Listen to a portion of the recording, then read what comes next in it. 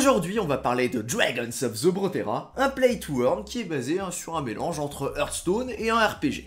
Salut à toi et bienvenue dans cette toute nouvelle vidéo de Cryptomage. Aujourd'hui, on attaque sur ce que tu m'as demandé, enfin toi, la communauté. Tout simplement, j'avais fait un sondage il n'y a pas si longtemps que ça, j'avais demandé qu'est-ce qui vous intéresserait de regarder sur la chaîne YouTube, et on m'a répondu les play-to-earn. Du coup, il y a quelqu'un qui m'a contacté pour me parler d'un play-to-earn, j'ai regardé, ça m'a plu, je me suis dit, écoute, il faut que je vous en parle, voilà. Plutôt sympathique. On va donc regarder Dragons of Zobrotera et voir de quelle façon ça se présente. Un petit peu comme tous les play-to-earn, on va avoir des systèmes qui vont fonctionner avec des NFT et des tokens, mais je trouve que c'est fait d'une façon un petit peu différente pour ce projet, et c'est vraiment ça ce qui m'a beaucoup plu. Déjà, comment ça se présente sous la forme de ce NFT là. Pour pouvoir participer, pour pouvoir jouer, il faudra que tu possèdes ce NFT là, en tout cas au lancement, et ce NFT là, il va y avoir un système de saison, et toutes les saisons, ça va être tous les mois, ce NFT là va produire une certaine quantité d'autres NFT, et ces autres NFT là vont être des NFT de combat. Si t'es un petit peu perdu, c'est totalement normal, on va juste regarder le petite image d'explication qui est beaucoup plus claire. Du coup, tu vas pouvoir minter ce NFT là. Ce NFT là, c'est le NFT principal, tu pourras le minter sur OpenSea. Enfin, pas sur l'OpenSea directement, mais sur leur site web, il va être géré directement sur Ethereum. Ce NFT là, tu pourras le stacker. En stackant ce NFT là, tu pourras recevoir entre 1 et 3 Battle Dragons. Les Battle Dragons, ce sont les dragons là en fait, qui sont visibles entièrement. Ils vont pas forcément avoir le même skin que ton dragon à toi, hein. Ce sera généré au hasard. L'idée de ces Battle Dragons, c'est que ce sont eux qui vont être utilisés pour faire des combats, du coup pour utiliser pour participer au play to earn, également au système de breeding, un système de merge qui permet de leur faire gagner des niveaux en fait en les combinant, ou encore un système de prêt et d'emprunt qui permet en fait à toi qui possède un Battle Dragon de prêter ton Battle Dragon à quelqu'un et de générer du revenu par rapport à ce que le mec qui a le Battle Dragon va faire pendant qu'il te l'a emprunté. Voilà. Plutôt sympathique d'avoir ça déjà quasiment dès le lancement en fait. C'est vraiment ça ce qui m'a plu sur ce projet, c'est qu'à la place de dire on va faire ça, non, regarde, on a fait ça. Et la différence entre on va faire et on a déjà fait ça, elle est totalement énorme. Et c'est ça ce qui fait que un projet va m'intéresser plus qu'un autre. Parce que bon, un projet qui dit je vais faire ça, il y en a 25 000, mais un projet qui dit j'ai fait ça, regarde et je vais lancer pour te montrer, c'est déjà beaucoup plus intéressant. Si tu te poses la question, j'ai eu accès à la bêta, tac, on va juste recharger, et du coup je pourrais faire une vidéo plus tard là où je vais montrer exactement comment ça se passe avec le système de combat, tout ça.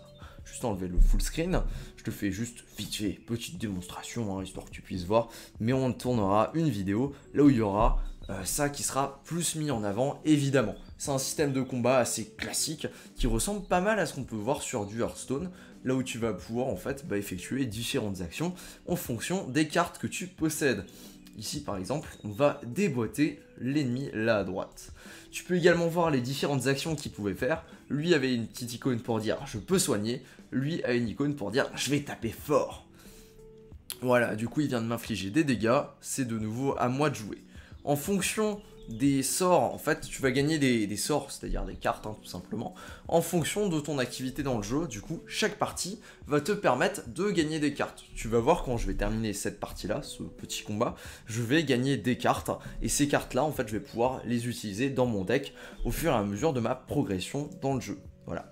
Les cartes sont reset à chaque partie, mais il y a un système pour avoir certaines cartes qui vont être persistantes et qui pourront donc être réutilisées.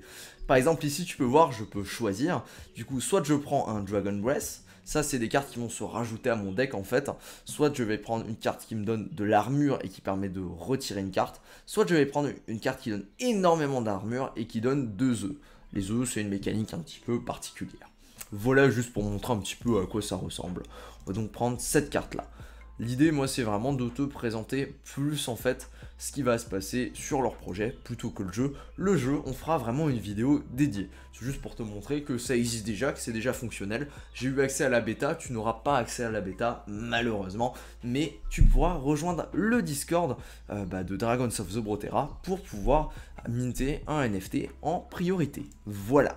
Du coup, l'idée qui m'a beaucoup plu là derrière, c'est que plus que ça, si tu veux, j'ai fait une vidéo il n'y a pas longtemps avec le système de tokenomics, et eux veulent faire un truc assez intéressant, là où à l'inverse des systèmes comme un STEPN ou autre, là où il va y avoir une infinité de tokens qui vont être disponibles, eux veulent plutôt faire quelque chose avec une quantité fixe de tokens et gérer avec des systèmes de frais. Du coup, c'est un petit peu les idées dont je parlais dans ma vidéo et ça m'intéresse énormément parce que eux sont vraiment sur ce système-là.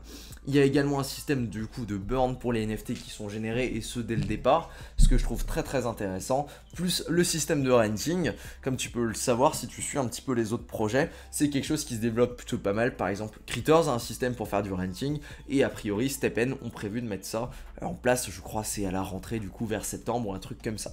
Voilà du coup pour le fonctionnement. Ce qui m'a vraiment impressionné, c'est le fait qu'il y a pas mal de choses qui sont fonctionnelles. Par exemple, ça c'est une autre démo qu'on m'a envoyée avec le menu principal. C'est le fait, si tu veux, que tout soit fonctionnel, que tout soit déjà là avant même que le jeu soit lancé. Vraiment, ça me donne une confiance de ouf là-dedans. Parce que les 3/4 des projets vont te dire qu'ils vont faire quelque chose, mais ne vont pas avoir grand chose à montrer pour ce qu'ils vont faire. Du coup, c'est vrai que c'est quand même plutôt sympathique. Et tu peux voir qu'il y a une bonne partie des choses. Par exemple, il y a une marketplace directement pour les différents NFT. Ça va être par exemple les NFT de combat. Les NFT de combat seront sur une autre blockchain, hein. Ils ne seront pas directement sur Ethereum. Je pense que tu imagines bien, simplement parce que sur Ethereum, si tu veux faire des combats ou autre et que tu veux looter des récompenses par la suite, malheureusement c'est très compliqué et surtout ça a des coûts assez importants. C'est pour ça que, a priori, au tout départ, ce sera réalisé sur la Binance Smart Chain et à terme, il y aura un vote pour déterminer sur quelle autre blockchain on pourra s'expandre. Why not? De toute façon, c'est juste des paramètres à changer, hein. De lancer d'une blockchain à une autre, c'est pas le truc le plus compliqué à faire au monde. Du coup, là, tu as le menu. Il va également montrer dans cette vidéo comment tu peux emprunter. Du coup, tu peux décider, toi, de prêter ton NFT. Tu décides à qui tu l'envoies et tu décides combien de pourcentage, toi, tu veux prendre, en fait, sur ce que le mec va gagner, en fait, en jouant avec ton NFT. Ça peut être assez intéressant parce qu'il y a beaucoup de gens, en fait, dans les pays émergents qui vont jouer à ce genre de jeu et qui vont essayer de générer un petit revenu grâce à ça. Du coup, c'est plutôt sympathique parce qu'il y a pas mal de gens qui sont prêts, clairement, à jouer à ce genre de jeu. Ok. Voilà, du coup j'ai trouvé ça plutôt sympathique. Carrément, il y a même un arbre de compétences. En fait, ton dragon, quand tu vas le minter, tu vas avoir un des 5 éléments si tu veux. Il y a 5 éléments différents. Et en fonction des éléments là, il va avoir un deck, enfin pas un deck, mais un arbre de compétences totalement différent qui va permettre d'améliorer différentes choses et du coup de commencer avec d'autres cartes ou alors d'avoir d'autres avantages, ce qui va te permettre d'aller encore un petit peu plus loin dans le jeu. Voilà. On est vraiment sur un système assez sympathique à ce niveau-là, j'ai vraiment rien à dire. Tac. Voilà du coup pour la petite démo. Je t'invite directement à aller regarder un petit peu leur documentation et tout ça qui est plutôt bien faite et qui explique vraiment en détail comment tout ça va fonctionner. Pour le call, tout simplement, là maintenant, si ça t'intéresse, il y a un truc à faire, c'est de simplement aller sur leur serveur Discord. Je vais te mettre le lien en description, tu pourras simplement cliquer dessus et tu pourras avoir un rôle particulier si tu es dans les 1500 premières personnes à rejoindre ce serveur Discord. Petit bonus qui vient de m'être communiqué les gars, je viens de recevoir 3 whitelists du coup que je vais distribuer très simplement. Pour les obtenir, il faudra du coup liker la vidéo, laisser un commentaire et avoir rejoint en fait le serveur Discord de Zobrotera qui est dans la description, tout ça.